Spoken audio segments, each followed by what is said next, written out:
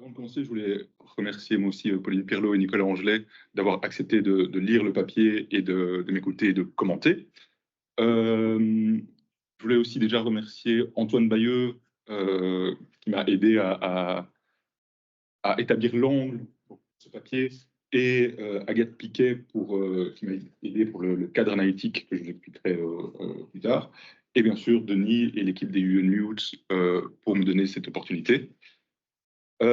Comme vous pouvez probablement le voir avec le titre du séminaire, cette recherche est vraiment faite dans le cadre de EU Unmute et à partir des préoccupations de ce programme européen qui est ici à l'IE. Et donc,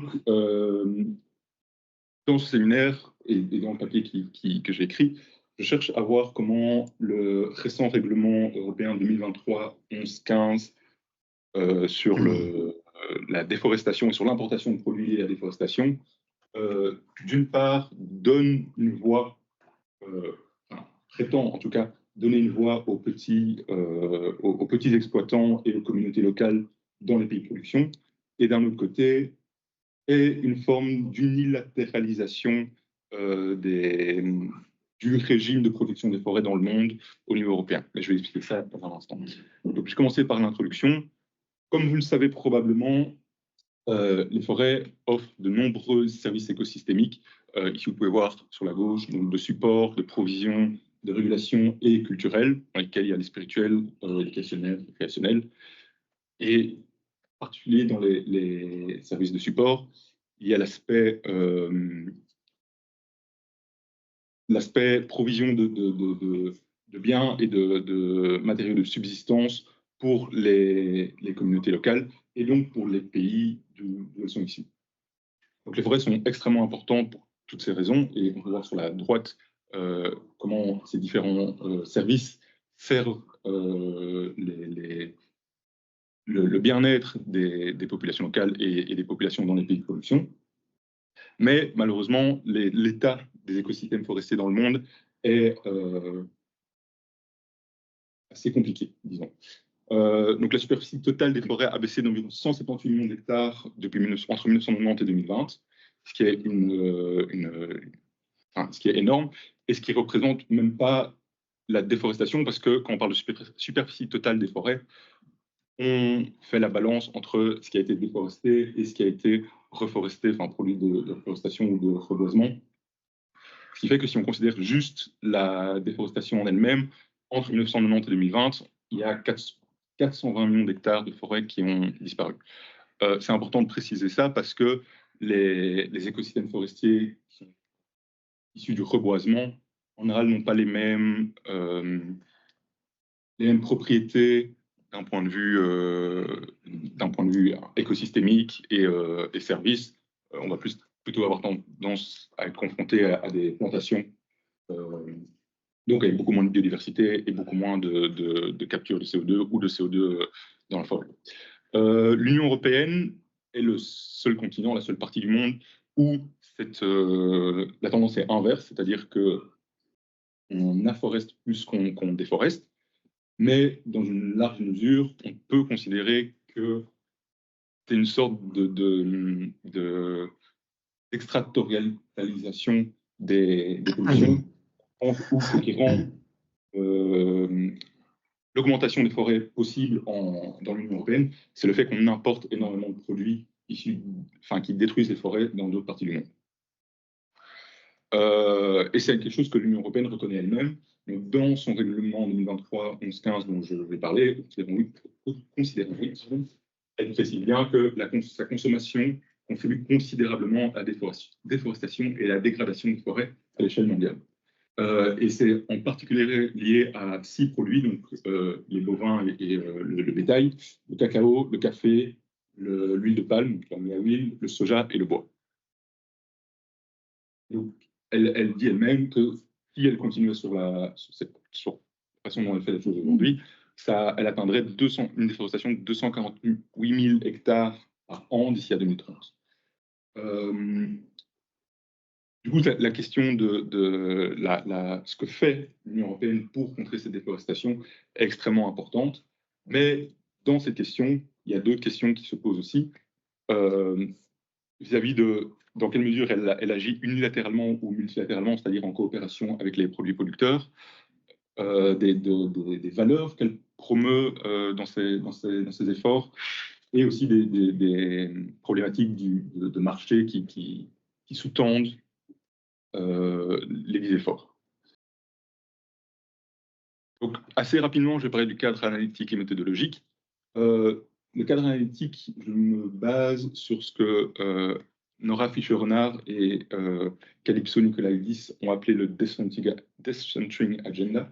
Et assez simplement, et j'ai essayé de le mettre assez clairement ici, c'est un cadre théorique global qui est à la croisée des relations internationales et des études européennes, qui est interdisciplinaire et qui se place dans une perspective postcoloniale, c'est-à-dire qu'elle tente de comprendre les relations, en l'occurrence juridiques ici, contemporaines, à la lumière d'une part de l'héritage colonial, mais aussi des ressentis que peuvent avoir les pays, en l'occurrence producteurs, vis-à-vis des actions contemporaines et la façon dont elles sont construites à partir de raisonnements, entre guillemets, néocoloniaux. Ce Decentric Agenda se construit en 3 étapes: la provincialisation, l'engagement et la reconstruction. La provincialisation, assez simplement, c'est le fait de pluraliser les perspectives et de prendre en compte le fait que, de manière relativement évidente, d'autres parties du monde ne vont pas comprendre les relations internationales et les valeurs qui les sous-tendent et l'historique qu'il y a derrière de la même manière que nous, n'ont pas les mêmes valeurs, n'ont pas les mêmes intérêts. Et donc, le but, c'est de recontextualiser, autant géographiquement que historiquement, les perspectives et les compréhensions du monde et des relations entre États. Et donc, plus concrètement, c'est une meilleure prise en compte des différentes manières d'appréhender les phénomènes sociaux, politiques et économiques, mais aussi les origines qui les sous-tendent. L'engagement, c'est aussi assez simplement le fait, une fois qu'on a accepté qu'il y a plusieurs visions des choses, de réellement aborder les visions des choses alternatives, celles des autres régions du monde, essayer de les comprendre en restant critique, mais aussi en restant critique autant vis-à-vis de nos compréhensions que des compréhensions des autres, et d'essayer, si c'est possible, d'avoir une approche la plus objective possible au final. Et enfin, la reconstruction, c'est l'étape principale que j'essaye de mettre en œuvre dans ce papier, et c'est de tenter de recalibrer les politiques de l'Union européenne pour effectuer le travail des 2 autres étapes. Et ici, c'est plus un travail scientifique de réétudier les relations de l'UE avec les pays tiers en considérant les asymétries de richesse, de pouvoir, les origines et les échos coloniaux qui peuvent exister. Ça, c'est la partie analytique. Sur le point de vue méthodologique, je me base sur la sociologie du droit, telle que l'explique très bien Olivier Courtenne dans son livre de méthodologie du droit, c'est-à-dire d'essayer d'aborder le droit en le confrontant aux réalités sociales et aux réalités du monde international et du monde juridique international. Et pour être précis, l'approche aussi volontariste, critique et réaliste, c'est-à-dire qu'elle se base sur une compréhension que le droit international est basé sur la volonté des États, mais, ça c'est l'aspect plus critique et réaliste, en acceptant aussi que cette volonté des États peut être influencée ou qu'on peut leur forcer la main via tout un tas de mécanismes politiques, économiques ou d'autres manières.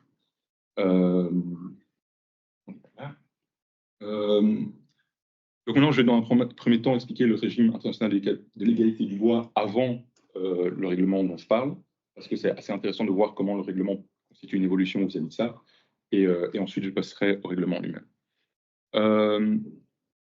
Donc tout d'abord, on n'a pas de convention internationale sur la protection des forêts ou sur les forêts au niveau international. Il y a eu une tentative, plusieurs tentatives, mais une grosse tentative lors de la conférence des Nations Unies sur l'environnement et le développement qui s'est tenue à Rio en 1992. À cette conférence, on a atteint une convention cadre sur le changement climatique, une convention sur la diversité biologique, et une sur la lutte contre la désertification dans les pays gravement touchés.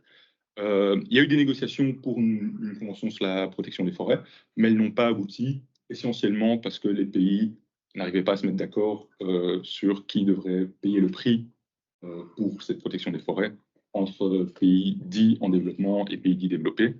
Et il y a tout de même eu enfin, à défaut d'une convention, ils ont réussi à se mettre d'accord sur j'aime beaucoup le nom, déclaration de principe non juridiquement contraignante, mais faisant autorité pour un consensus mondial sur la gestion, la conservation et l'exploitation écologiquement viable de tous les types de forêts.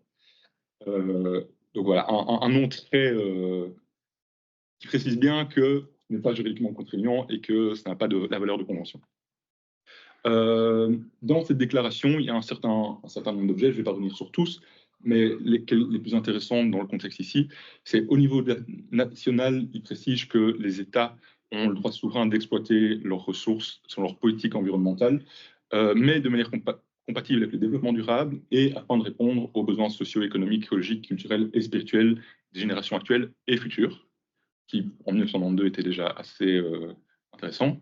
Par ailleurs, les États ont le devoir de faire en sorte que les activités exercées ne causent pas de dommages à l'environnement dans d'autres États. Et il y a aussi un devoir d'assurer que le public et les décideurs disposent en temps utile d'informations fiables et précises. C'est tous des éléments qui vont revenir par la suite dans les premiers règlements que je vais mentionner, dans les tentatives de conventions spécifiques internationales et dans le règlement sur la déforestation. Au niveau international, la déclaration précise qu'il y a une nécessité d'instaurer un climat économique international favorable à une exploitation écologiquement viable et rationnelle des forêts dans tous les pays, et notamment via des schémas viables de production et de consommation. C'est important. Et le commerce de produits forestiers devrait se fonder sur des règles et procédures non discriminatoires et multilatéralement acceptées, compatibles avec le droit et les pratiques commerciales internationales. Les principes précisent aussi qu'il faudrait encourager, tant au niveau national qu'international, l'intégration des coûts et bénéfices environnementaux forces et mécanismes du marché. Donc on retrouve cette logique du marché et d'essayer de travailler sur consommation et production. Et aussi qu'il faudrait éliminer ou éviter les mesures unilatérales incompatibles avec des obligations internationales ou des accords internationaux qui visent à restreindre ou à bannir le commerce international du bois, d'œuvres et d'autres produits forestiers. De ces principes, ainsi que une déclaration des pays du G8 à l'époque, qui date de 1998, et d'une initiative FLEG de la Banque mondiale. Donc FLEG, c'est pour Forest, c'est pour la réglementation forestière liée à la gouvernance et à l'environnement. La Commission européenne va présenter une communication en 2003 qui est un plan d'action FLEGT et qui, je le vois ici, est une amorce de processus accordant une importance toute particulière aux réformes de la gouvernance, au renforcement des capacités, soutenu par des initiatives visant à renforcer coopération multilatérale et des mesures complémentaires orientées vers la demande et destinées à réduire la consommation de bois récolté illicitement dans l'Union européenne. Cette communication FLEGT, comme l'initiative de la Banque mondiale, fait une distinction importante entre pays producteurs et pays consommateurs. Et se concentre sur le rôle qu'ont ces derniers dans leurs importations pour essayer d'importer que des produits qui ne causeraient pas de déforestation. Il va donner lieu à deux législations, donc le règlement de 2005, le règlement FLEGT, on va en parler, va créer des accords entre l'Union européenne et certains pays producteurs, et ensuite un second règlement qui, lui, sera plus unilatéral et qui imposera juste aux opérateurs qui veulent importer des produits de boisés vers l'Union européenne que de faire en sorte qu'un devoir de vigilance pour que ceux-ci, prouvant que ceux-ci n'ont pas causé de déforestation. C'est intéressant déjà de voir que cet aspect-là vise tous les pays du monde, y compris l'Union européenne, mais ici c'est le premier, et je vous montrerai plus tard que pour d'autres produits ce n'est pas le cas. L'Union européenne a une part importante dans la production de bois, et aussi l'initiative de la Banque mondiale et le règlement FLEGT, aborde la question en faisant vraiment la différence entre les pays a priori du Nord, riches, développés, qui qui sont vus que comme des consommateurs, et les pays du Sud ou en développement, qui sont vus que comme des producteurs. Or, on peut voir ici que, en tout cas pour le bois, ce qui, ici, qui est le seul produit concerné, les plus gros producteurs sont les États-Unis, le Canada, suivis de Russie, Chine et Brésil, qui ont des statuts un peu plus en développement ou entre les deux. Et que la production ne se limite pas du tout aux pays dits du Sud. Mais donc, prenons sur le règlement FLEGT.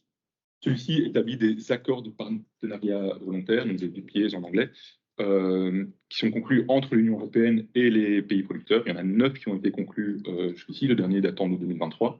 Et ceci crée une obligation juridiquement contraignante pour les parties, d'une part, de mettre en œuvre un système d'autorisation, c'est-à-dire que dans les pays en question, les autorités doivent établir des licensing schemes où il sera prouvé ou déterminé que qu'il n'y a pas de déforestation qui est faite pour tel produit, et ensuite ces produits bénéficient d'une licence et peuvent être importés en Europe, et donc de réglementer le commerce du bois et les produits dérivés identifiés dans ces accords.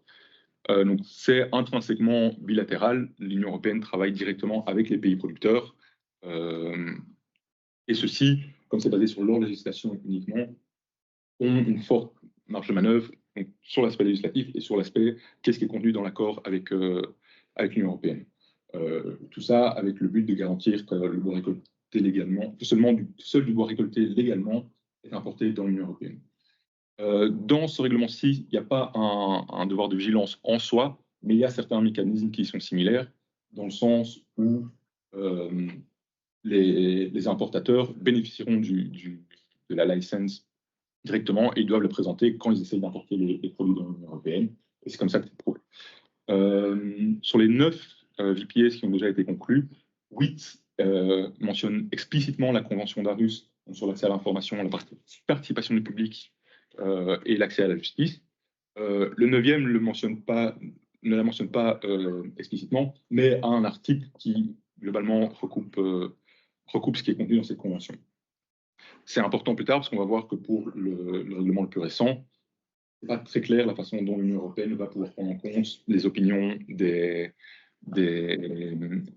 communautés vulnérables. Je vais expliquer plus tard à quoi ça correspond plus ou moins dans les pays en question. Comme j'ai dit, il n'y a eu que, entre guillemets, 9 pays qui ont passé des accords avec l'Union européenne. Et encore hier, il y a un seul pays où le licensing scheme est vraiment en place, c'est l'Indonésie. Tous les autres, l'accord est passé, mais il faut encore mettre en place tous ces aspects-là. Du coup, on peut déterminer que le règlement n'a pas été hyper efficace, raison pour laquelle, en 2010, l'Union européenne a passé un autre règlement, plus unilatéral, dans le sens où il ne repose plus du tout sur des accords passés entre elle et les pays producteurs, et elle impose juste un devoir de vigilance aux opérateurs depuis tous les pays où du bois peut être importé vers l'Union européenne. C'est ce que le considérant 14 explique bien ici, c'est qu'en l'absence d'une définition connue au niveau national, il faut bien que la législation du pays où le bois a été récolté, y compris les réglementations ainsi que l'application dans ces pays des conventions internationales pertinentes, sert de base pour définir ce que l'on entend par exploitation illégale des forêts. Donc on est toujours basé sur un critère de légalité, mais qui s'applique à tous sans que les producteurs aient leur mot à dire d'une autre manière. Et l'article 4.2 précise qu'ici, il y a vraiment un devoir de vigilance. Donc c'est le rôle des opérateurs d'être diligents et de prouver que le bois qu'ils importent n'a pas causé de déforestation, notamment via un système de vigilance résolu. Donc avec une législation similaire qui date de 2 ans avant aux États-Unis et une autre qui 2 ans après en Australie, ça forme ce qu'on a appelé le régime international de protection du bois ou des forêts, qui est en gros un régime qui garantit que les produits boisés qui ont causé de la déforestation ne soient pas trop exportés vers d'autres parties du monde, et donc il y a une certaine protection, enfin essayer de créer une certaine protection. Malheureusement, ça n'a pas été hyper efficace non plus, raison pour laquelle on est arrivé au règlement sur la déforestation. rapidement sur le critère de l'égalité, celui-ci a des inconvénients et des avantages. Dans les inconvénients, il repose sur une distinction relativement artificielle entre pays producteurs et consommateurs, ça j'ai déjà expliqué. Et forcément, vu qu'il prend en compte la légalité dans le pays de production, il n'a pas un standard unique, ça va dépendre des législations de chaque pays, et donc de l'ambition qu'ont ces pays d'un point de vue législatif, ce qui pose d'une part le risque que les pays revoient leur législation à la baisse pour pouvoir importer vers l'Union européenne. Mais d'autre part, en fait, l'Union européenne considère que déjà aujourd'hui, une part importante de la déforestation en cours est légale conformément à la législation des pays de production. Ce qui fait que, globalement, ils peuvent déjà importer vers l'Union européenne. Par ailleurs, ce critère a des avantages. Pour les pays consommateurs, il y a un déplacement du focus vers les pays producteurs. Je vais revenir sur ça après. Mais en gros, en précisant que c'est dans les pays producteurs qu'il faut limiter la déforestation, on ne prend pas tant en compte la déforestation qui a lieu dans les pays consommateurs. Or, on a vu que des pays qui sont considérés comme consommateurs, comme les États-Unis ou le Canada, sont en fait des très gros producteurs de forêt. On ne se préoccupe pas trop de comment eux gèrent leurs forêts. Pour les pays producteurs, il y a l'aspect de décentralisation, donc ils ont une marge de manœuvre, ils ont leur mot à dire à travers leur législation. Et aussi, le critère de l'égalité est relativement facile à contrôler, dans le sens où il faut juste vérifier, connaître la législation des pays producteurs et vérifier que les produits ont été produits conformément à cette législation. Ici, il y a une citation un peu longue, mais je vais juste revenir sur les aspects que j'ai soulignés. C'est que le critère de l'égalité, comme j'ai expliqué, ne pointe pas le doigt sur les pays consommateurs, alors que parfois, en fait, ceux qu'on considère consommateurs sont des gros producteurs. Mais il permet... je ne sais plus où j'en étais. Oui, voilà, il permet de renforcer la souveraineté nationale des pays producteurs parce qu'ils ont leur mot à dire via leur législation et, dans le cas de FLEGT, via les accords internationaux. Et dans une certaine manière, les pays consommateurs sont aussi responsabilisés parce que c'est via leur consommation qu'est considérée les questions dans ces règlements. Je vais passer au règlement qui a été publié en mai 2023, donc il est relativement récent, et toutes les documentations qui sont afférentes ne sont pas encore publiées. Donc pour certains, le problème, le régime de l'égalité était problématique, d'une part parce qu'il était trop restreint, il ne permettait pas de lutter contre la déforestation, et contre tous les effets délétères qu'elle peut avoir. Pour d'autres aussi, elle avait un aspect intéressant parce qu'elle permettait de compenser d'une manière multilatérale l'absence de conventions internationales. Donc le but de ce règlement, c'est de limiter la mise sur le marché de l'Union européenne, la mise à disposition, qui est en gros la même chose, sauf que ça appartient à un produit déjà dans l'Union européenne, et aussi l'exportation. Donc les produits dans l'Union européenne sont aussi énormément pris en compte. Des produits des produits de base faits à partir de 7 produits, donc ceux que j'ai mentionnés plus tôt, le bovin, le cacao, le café, le palmier à huile, soja et bois, et aussi le caoutchouc qui a été rajouté par le Parlement en négociation. Et ce, dans deux buts. D'une part, réduire au minimum la part de l'Union dans la déforestation et dans la dégradation des forêts, et donc de diminuer la déforestation globale, et aussi réduire la part de l'Union dans les émissions de gaz à effet de serre et la perte de biodiversité. Or, en quelques slides, je vais vous montrer que sur les 7 produits concernés, à peu près aucun, seulement un, le bois dont je parlais plus tôt, réellement produit en Europe. Les autres, on peut voir aussi que le cacao, 0% est produit dans l'Union européenne. C'est essentiellement la Côte d'Ivoire et le Ghana, les pays producteurs, et aussi un peu en Amérique du Sud. Pour le café, la même chose, 0%, enfin virtuellement 0%. On peut voir, si on regarde la carte, qu'un tout petit peu est produit en Espagne et au Portugal, mais c'est extrêmement négligeable. Et ici, c'est clairement l'Amérique, et surtout l'Amérique du Sud, qui produit, avec le Brésil qui prend une énorme part. Pour l'huile de palme, même chose, 0% est produite en Europe. Et ici, c'est l'Asie, à plus de 80%, qui en est le principal producteur, notamment l'Indonésie et la Malaisie. Caoutchouc, c'est aussi l'Asie essentiellement, avec plus de 90% ici, et de nouveau 0 pour l'Union européenne, enfin pour l'Europe. Et enfin, le soja, là, l'Union européenne a une part un peu plus importante, mais qui reste très basse, avec un peu plus de 2% de la production. Le soja étant essentiellement produit aux États-Unis, ce qui m'avait surpris. Mais sinon, ça reste les Amériques où c'est principalement produit. Et le seul produit, outre le bois, où l'Europe a une part un peu plus importante, étant la viande et les bovins et tout ce qui est détail, où l'Europe a un peu moins de 20% de la production mondiale.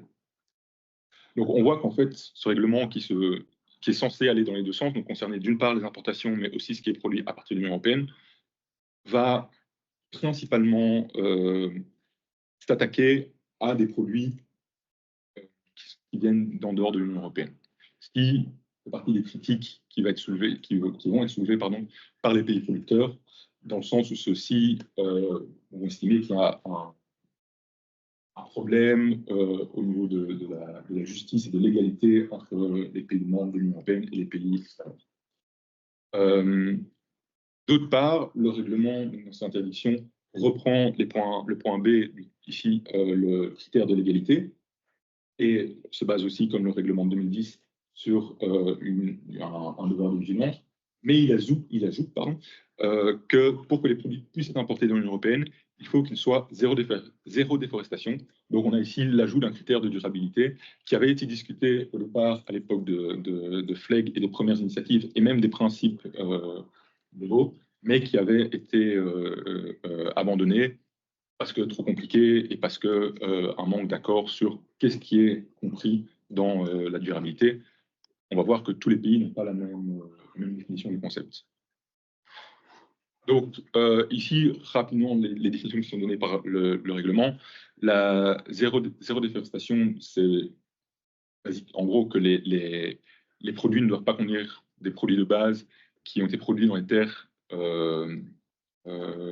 ont fait l'objet d'activités de déforestation ou de dégradation des forêts pour ce qui concerne le bois, ce qui est du coup un peu plus ambitieux parce qu'il y a les initiatives précédentes.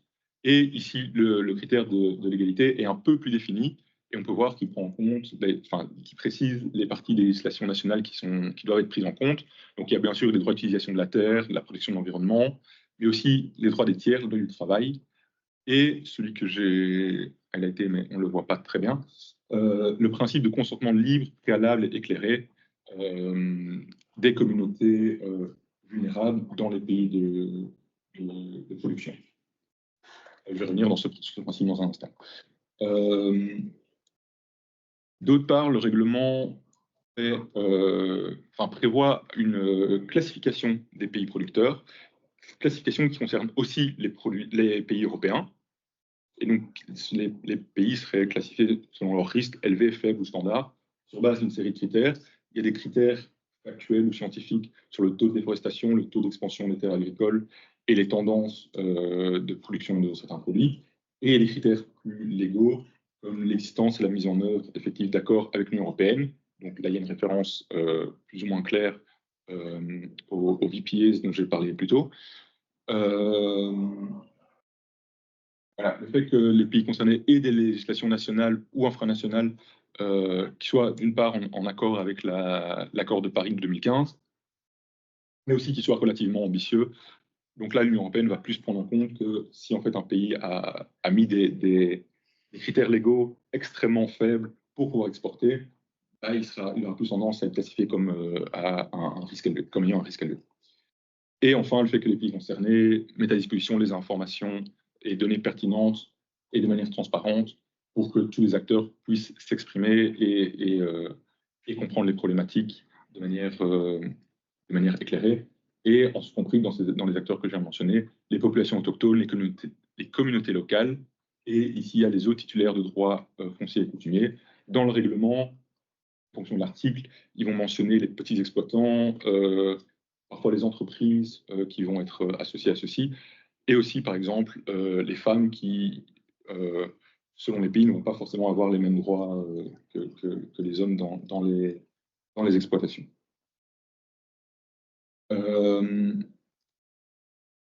Enfin, cette fameuse prise en compte des populations autochtones, je viens de parler des différents groupes qui peuvent être inclus dans cette donnée.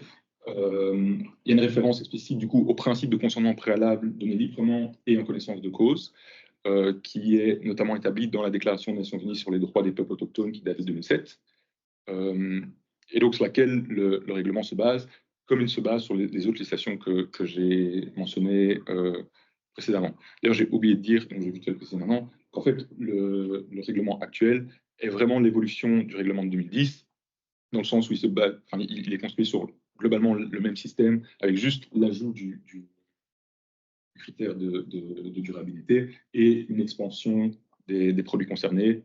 Le règlement 2010, c'était que le bois. Le règlement 2023, c'est les 7 produits que j'ai mentionnés.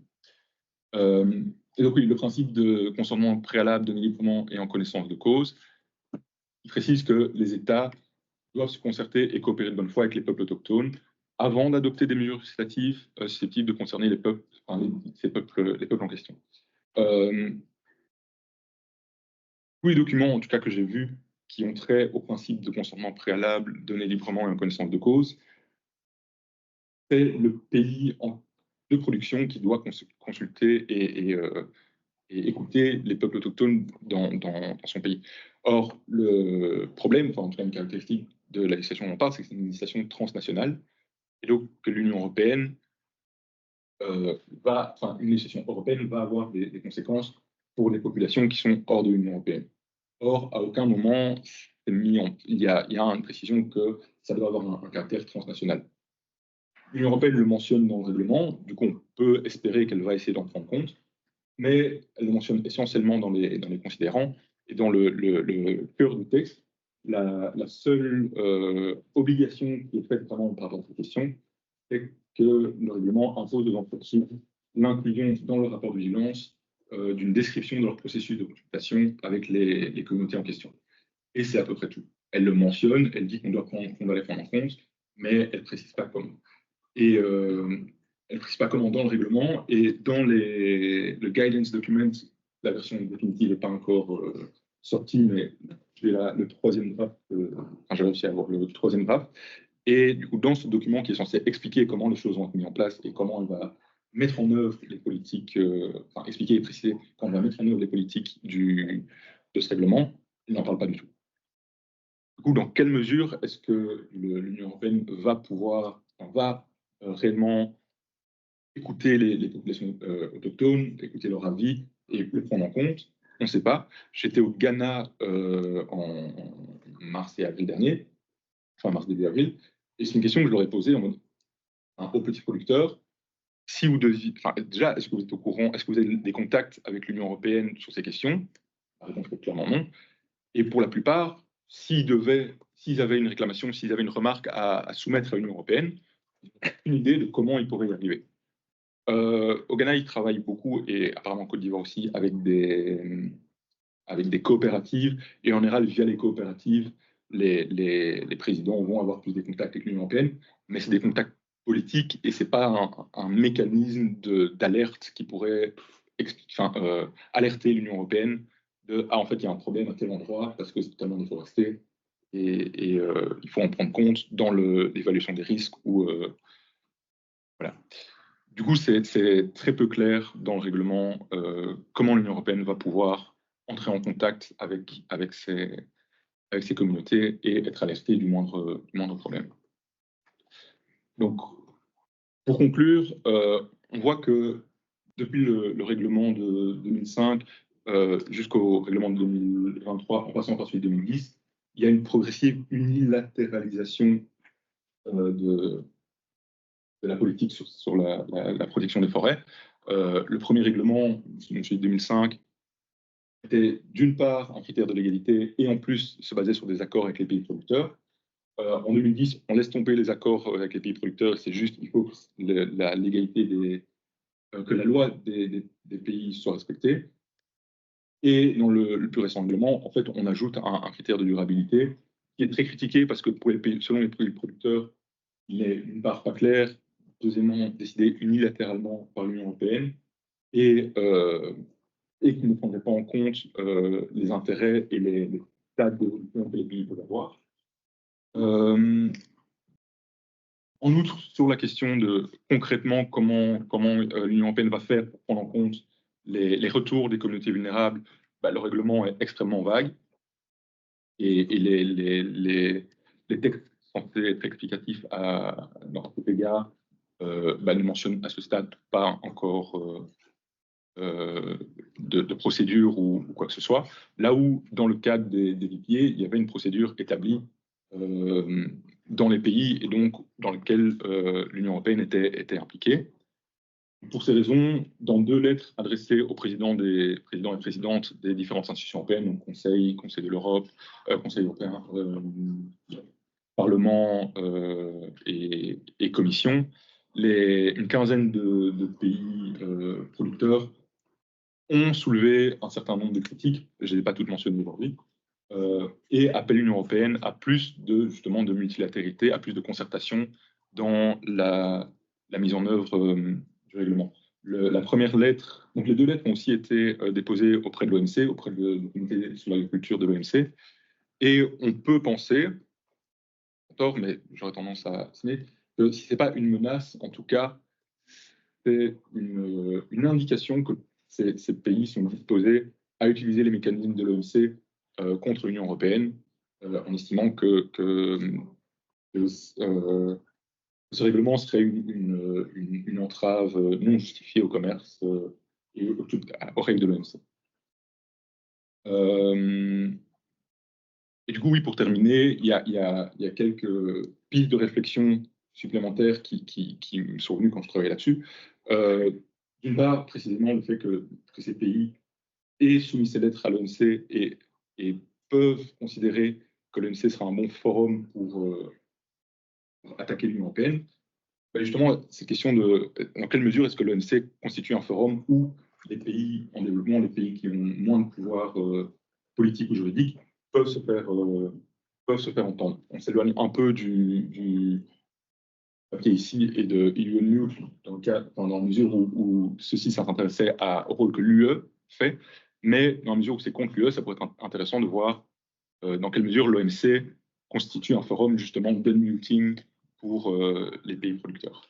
Il y a aussi la question de la place des femmes, parce que le règlement le mentionne explicitement le rôle des femmes, et on voit que dans les pays producteurs, elles ne vont pas toujours avoir les mêmes droits exactement.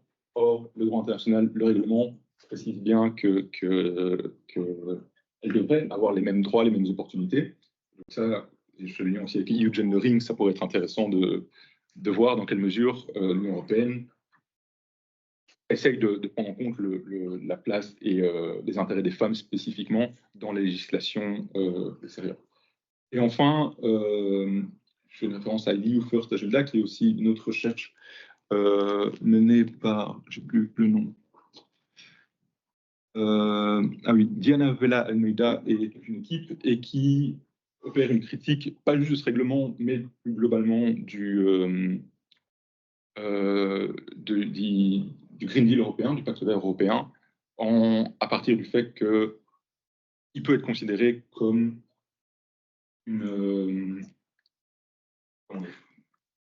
initiative qui a pour ambition de protéger l'environnement dans l'Union européenne, mais aussi en dehors de l'Union européenne, mais en privilégiant toujours les intérêts européens et sans forcément prendre en compte les intérêts et les besoins des autres pays.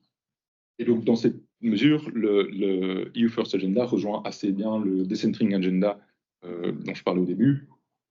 Et c'est un peu les deux faces d'une même pièce qui essayent de comprendre de 2 points de vue différents dans quelle mesure, en fait, est-ce que les initiatives européennes utilisent une justification environnementale pour en fait privilégier leurs intérêts économiques, enfin principalement économiques.